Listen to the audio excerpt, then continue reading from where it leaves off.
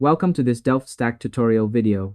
In today's video, I'm going to show you how to fix the indexing issue in Windows 11.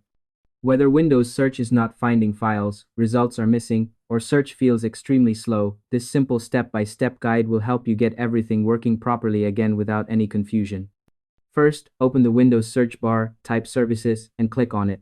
Once the Services window opens, click anywhere inside the list, then press the W key on your keyboard to jump quickly. Scroll down until you find Windows Search, then double-click on it. Make sure the startup type is set to automatic, then click Start so the service status shows running. Click OK to save the changes. Next, right-click on Windows Search again and select Restart. This refreshes the search service and clears temporary issues that may be causing indexing problems.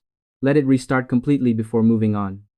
To make the process smoother, ensure your PC is not in battery saver mode, no heavy tasks are running in the background, and you're logged in with an administrator account.